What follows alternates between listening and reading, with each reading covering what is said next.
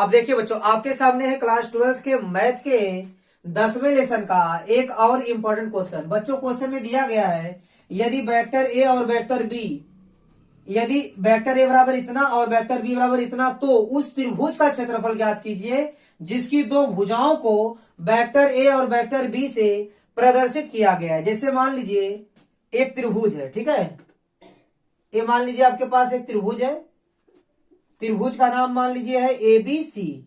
ABC त्रिभुज है, इसकी जो दो भुजाएं हैं उसको वेक्टर ए से और वेक्टर बी से प्रदर्शित किया गया है, ठीक है। तो बच्चों इसका क्षेत्रफल क्या होगा? देखिए क्षेत्रफल का फार्मूला क्या होता है, ध्यान दीजिएगा। यहां लिखेंगे हम लोग त्रिभुज ए बी सी का क्षेत्रफल बराबर 1/2 और वेक्टर बी सी और वेक्टर बी ए का क्रॉस गुणा करके इसका परिमाण निकालेंगे, ठीक है। इसके परिमाण में आप 1/2 से गुणा कर देंगे, ठीक है, तो यह त्रिभुज एबीसी का क्षेत्रफल हो जाएगा, ठीक है। अब ध्यान दीजिएगा बच्चों, पहले हम लोग इसको सॉल्व करते हैं। या तो यहां पर आप लिख सकते हैं 1/2 वेक्टर बीसी का मतलब हो गया vector A cross vector B A का मतलब हो गया वेक्टर बी, ठीक है। अब vector A cross vector B आपको निकालना है। ध्यान दीजिएगा, vector A cross vector B बराबर vector A cross vector B कैसे निकलेगा? देखिए पहले आप सरणी बनाएंगे, फिर यहां लिखेंगे आई कैप और यहां लिखेंगे जे कैप और यहां लिखेंगे के कैप। वेक्टर ए पहले है तो इसका गुणांक पहले लिखाएगा, ठीक है। देखिए इसका गुणांक कितना है, यहाँ 3 है, जे कैप का गुणांक -1 है और यहाँ कितना है +5, और वेक्टर बी बाद में तो उसका गुणांक बाद में लिखाएगा। देखिए आई कैप का गुणांक 1 और जे कैप का गुणांक है 2 और के कैप का गुणांक है -1, ठीक है। अब बच्चों इसका प्रसार कर लीजिए। आई कैप, जब आई कैप लिखेंगे तो आई कैप से जाने वाला रो और कॉलम गायब हो जाएगा, ठीक है। ये 4 संख्याएं बचेंगी, इसका क्रॉस में गुणा कर लीजिए, -1 गुणे -1 +1 हो जाएगा, बीच में माइनस लगेगा, 2 बचे 10। फिर जब जे को लिखेंगे तो यहाँ माइनस लगाएंगे, ठीक। देखिए बच्चों चिन्ह कैसे लेंगे, एक बार प्लस फिर माइनस फिर प्लस लेंगे, ठीक है।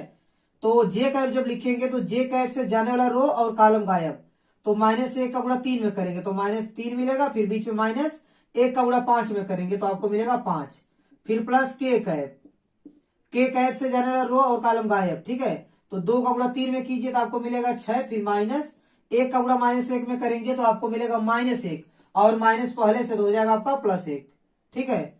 अब देखिए 1 - 10 तो आपको मिलेगा -9, तो -9 को आप पहले लिख दीजिए, फिर ये हो गया आई कैप, -3 -5 -8 हो जाएगा, माइनस का माइनस में गुणा करेंगे तो +8 हो जाएगा, +8 जे कैप हो जाएगा। यहाँ पर 6 और 1 7 हो जाएगा, ये हो जाएगा 7 के कैप, ठीक है। तो बच्चों देखिए ये हो गया 1/2 और एक राशि बी का मान आप रख लीजिए, वेक्टर एक राशि वेक्टर बी का मान यहां रख लीजिए, -9 आई कैप +8 जे कैप और +7 के कैप, ठीक है। इसका परिमाण कैसे निकालेंगे? देखिए रूट में आई कैप के गुणांक का स्क्वायर प्लस जे कैप के गुणांक का स्क्वायर प्लस के कैप के गुणांक का स्क्वायर। देखिए बच्चों 9 का स्क्वायर 81, 8 का स्क्वायर 64, 7 का स्क्वायर 49, इन दोनों को जोड़ेंगे तो 130 हो जाएगा, 130 में जब 64 जोड़ेंगे तो 194 हो जाएगा, तो 1/2 रूट में 194 वर्ग इकाई।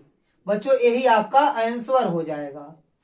अब देखिए बच्चों इसी वीडियो में आप समझ लीजिए, अगर समांतर चतुर्भुज दे देगा, ठीक है, जैसे आपको समांतर चतुर्भुज दे देता है, ठीक है, और इसकी दो संलग्न भुजाएं मान लीजिए वेक्टर ए है और वेक्टर बी है, ठीक है।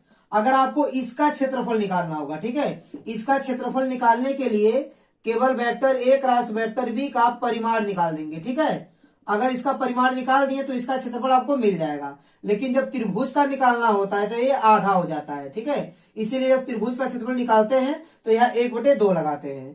तो बच्चों कहीं अगर समांतर चतुर्भुज का पूछेगा क्षेत्रफल तो आप vector A cross vector B का केवल परिमाण निकाल देंगे और वही आपका आंसर हो जाएगा।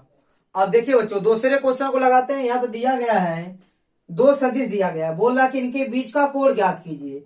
देखिए बच्चों इस सदिश को आप मान लीजिए वेक्टर ए, क्या मान लीजिए आप वेक्टर ए, 2i plus j plus k, और दूसरे वाले सदिश को आप मान लीजिए वेक्टर बी। ये हो गया आपका 3i minus 2j plus k। अब बच्चों इसका आप निकाल लीजिए परिमाण, इसका परिमाण, ठीक है। परिमाण क्या आएगा, आई कैप के गुणांक का स्क्वायर, फिर जे कैप के गुणांक का स्क्वायर, फिर के कैप का गुणांक का स्क्वायर। तो 2 का स्क्वायर 4, 1 का स्क्वायर 1, 3 का स्क्वायर 9, 9 1 10 4 14, करड़ी में 14 हो जाएगा, ठीक है। अब वेक्टर बी का परिमाण निकालिए। देखिए 3 का स्क्वायर और यहाँ माइनस 2 का स्क्वायर, फिर 1 का स्क्वायर, 3 का स्क्वायर हो जाएगा 9, 2 का स्क्वायर 4, 1 का स्क्वायर 1, हो गया करड़ी में 14, ठीक है। देखिए बच्चों फार्मूला होता है vector A dot vector B बराबर वेक्टर ए का परिमाण, ठीक है, वेक्टर ए का परिमाण गुणे वेक्टर बी का परिमाण, फिर कास थीटा। अब देखिए वेक्टर ए का मान रखिए 2i प्लस j और प्लस 3k, और बीच में है डॉट, बीच में लगा दीजिए डॉट। फिर वेक्टर बी को लिखिए यहाँ पर 3i माइनस 2j और प्लस k, ठीक है। इतना हो गया बराबर वेक्टर ए का परिमाण है करड़ी में 14 और वेक्टर बी का परिमाण है, देखिए फिर वेक्टर बी का परिमाण है करड़ी में 14, ये हो गया आपका कॉस थीटा। अब देखिए 2 का गुणा 3 में होगा, हो जाएगा 6, प्लस 1 का गुणा माइनस 2 में होगा तो माइनस 2 आएगा, 3 का गुणा फिर 1 में करेंगे तो प्लस 3 आ जाएगा, बराबर करड़ी में 14 गुणा करड़ी में 14 करेंगे तो 14 मिलेगा आपको, 14 कास थीटा। 6 प्लस 3 9 हो जाएगा, 9 में से 2 जाएगा तो 7 बचेगा, 7 बराबर 14 कास थीटा। तो कास थीटा का मान हो जाएगा बच्चों 7 और गुणांक जाएगा बटे में, 7/14, तो 7 एक नाम 7, 7 दूनी 14, ठीक है। तो ये हो गया आपका कास थीटा बराबर, कास कितने अंश का मान 1/2 होता है, तो बच्चों कास 60 अंश का मान 1/2 होता है। कास कास बराबर है तो थीटा का मान हो जाएगा 60 अंश, ठीक है। और यही दो वेक्टरों के बीच का कोण हो जाएगा, वेक्टर ए और वेक्टर बी, इन दोनों वेक्टर के बीच का कोण कितना होगा 60 डिग्री। और बच्चों यही आपका आंसर हो जाएगा। अब देखिए बच्चों अगले क्वेश्चन में बोल रहा है कि वेक्टर ए और वेक्टर बी के योगफल के अनुदिश मात्रक सदिश। पहले बच्चों आप इसका योगफल निकाल लीजिए, वेक्टर ए और वेक्टर बी का योगफल निकाल लीजिए। मान लीजिए कि इसका योगफल करने पर आपको मिल जाता है वेक्टर सी, ठीक है।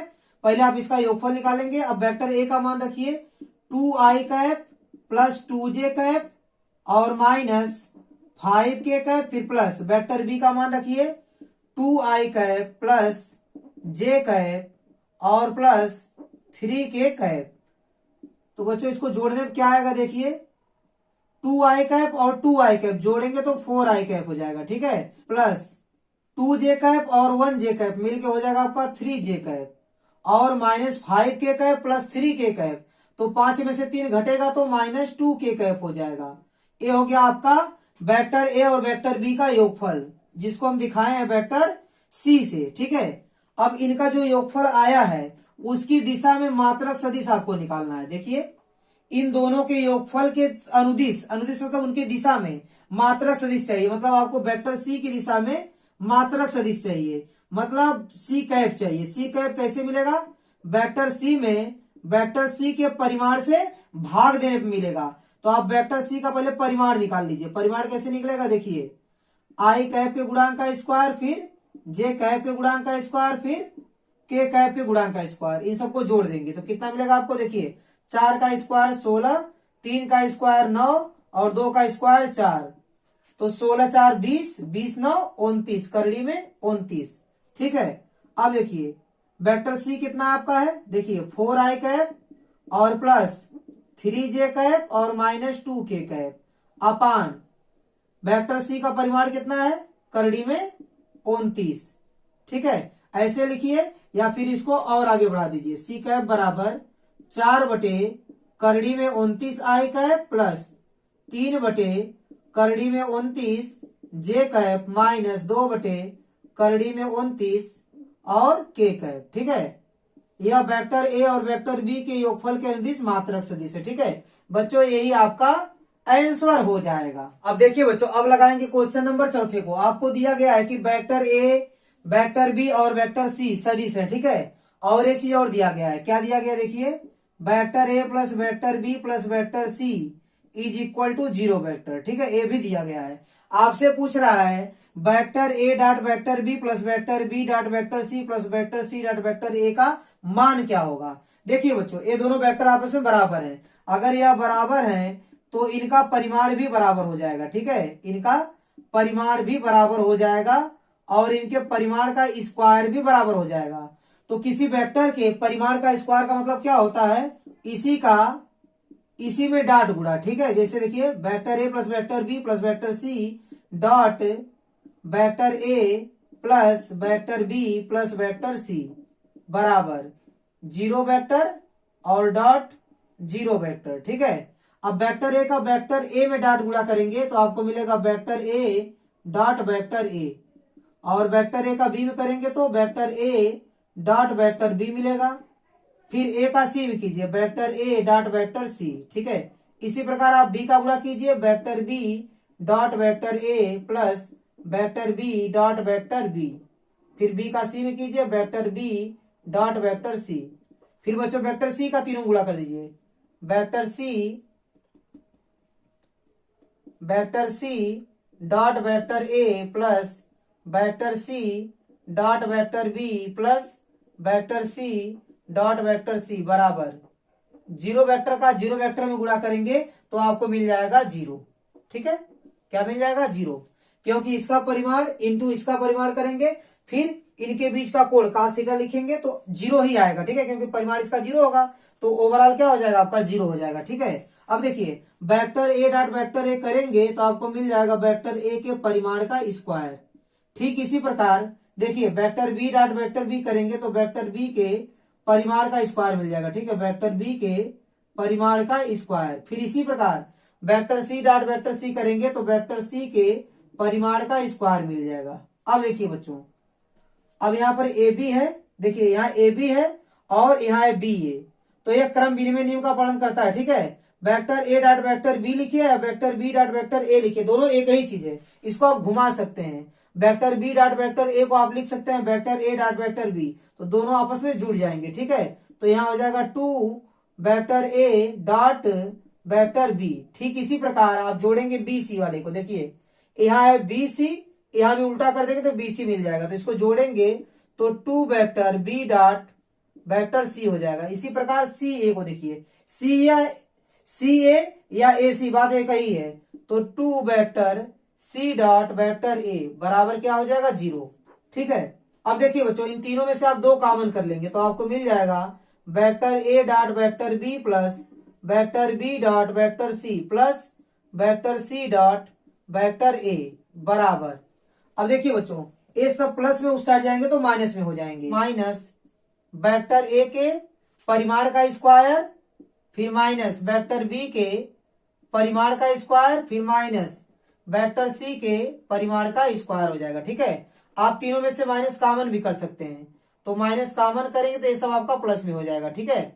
अब देखिए vector A dot vector B plus vector B dot vector C plus vector C dot vector A बराबर माइनस ब्रैकेट में हो जाएगा वेक्टर ए के परिमाण का स्क्वायर प्लस वेक्टर बी के परिमाण का स्क्वायर प्लस वेक्टर सी के परिमाण का स्क्वायर बटे 2, एक गुणांक आपका बटे में चल जाएगा, ठीक है बच्चों। यही आपका आंसर हो जाएगा, ठीक है। इसका मान कितना है, इतना है, और यही आपका आंसर हो जाएगा।